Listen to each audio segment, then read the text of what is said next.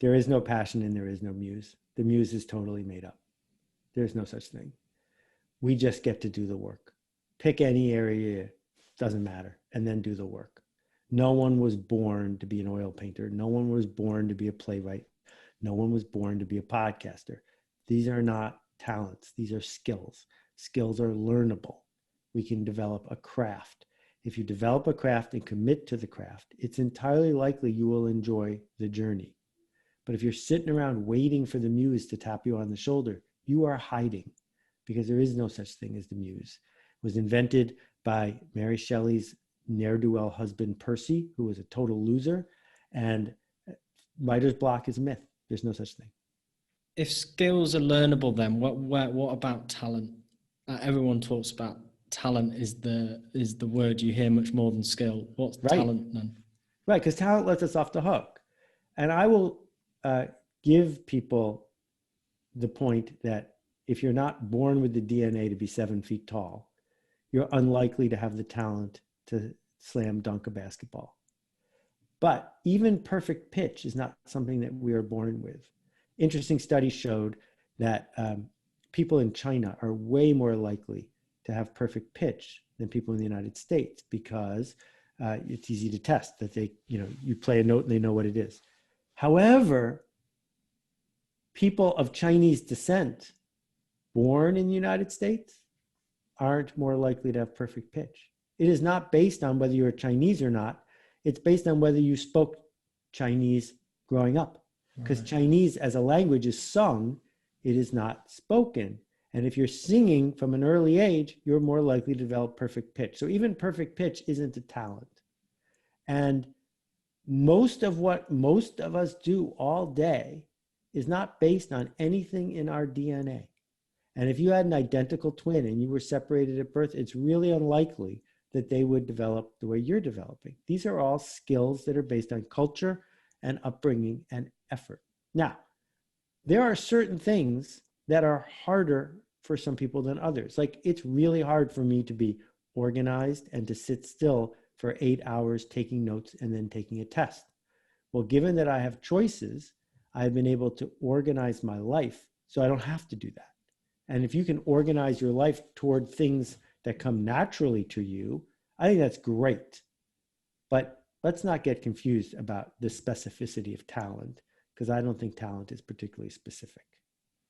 That's really interesting, and I guess it's that broader nature nurture question which always pervades. Have you? Is that something you've convinced yourself more and more towards the nurture end of the spectrum as you've learned, or have you always thought that way? Well, I was a terrible high school student, and I figured out a way to get myself decent grades, but I wasn't what they wanted in high school.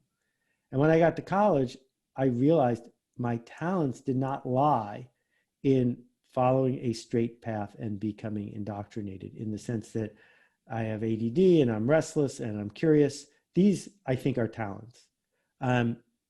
So I organized around that by taking more courses than I was supposed to, by not caring about my grades, and by becoming a sponge for a lot of random information. College permitted me to do that. Lots of other people went to college and didn't have the guts to follow that path because they'd been so deeply indoctrinated by the industrial system. So what I'm trying to say to people is, given the enormous range of how you can be productive in our society today, the mistake is pigeonholing yourself. That the TV star who says, I don't like TV, I need to be in movies. And the movie star who says, movies, you weren't born to be in movies, not TV. That's absurd. And you've become specific in your objections because you're afraid. And what I'm getting at is, our talents are very broad brushed primary colors. And then what we get to do, what skills we pile on them, are largely up to us. What breeds that fear then? What causes people to be afraid? Well, I think it starts in first grade and it gets multiplied in high school, right? No one wants to get beat up. No one wants to be ridiculed. No one wants to go home and say to their parents they did poorly. In our culture, if you come home with, and I have no idea if the grading works the same way in the UK, but if you come home with 1A and 4 Ds, you're in a lot of trouble. If you come home with 5 Bs, it's like, oh, okay, there's a lot of pressure. Well, the kid who comes home with 1A and 4 Ds really needs parents who would say to them, how do you get more of that thing you love? And we'll figure out a way around the D stuff, because clearly there's a challenge there for you. But if we spend all our time fixing that, you're not going to find that thing that you're the world's best at. Let's do more of the A stuff, because we can hire someone on Fiverr to do the D stuff for you. Yeah, forget all the D's. Just celebrate the A and persevere. Yeah. That's really interesting. There was a recent big scandal in the UK because they had to estimate the grades of everyone's exam results because of COVID and them not actually having taken the physical tests, and it was carnage because everyone is just about, have I got AAB or have I got ACC? And right. That is all it's about. And the process and all the work up until that point is cast aside almost. Yeah.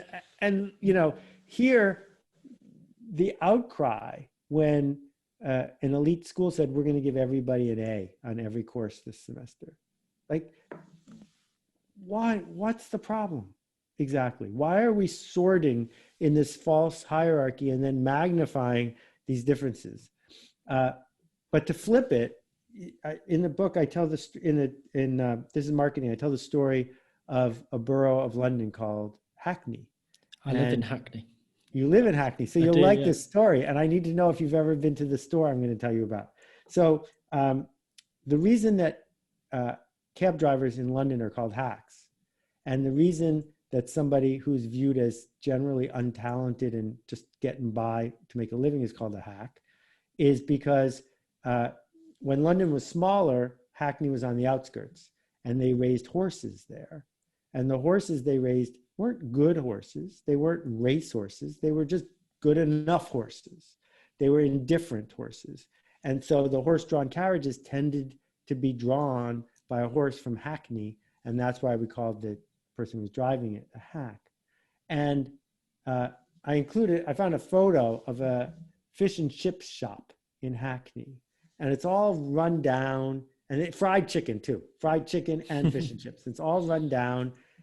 And I'm like, there's no doubt in my mind, this is not the world's best fish and chips and chicken place. It might not even be the best one in 6 blocks. It's just, if you're too lazy to go 6 blocks away, this is the best one right here. And the problem with that is you've signed yourself up, not just for a life of making mediocre food, but for a life of disrespect. Because no one's going out of their way to come see you. No one's would miss you if you shut down. And what a shame.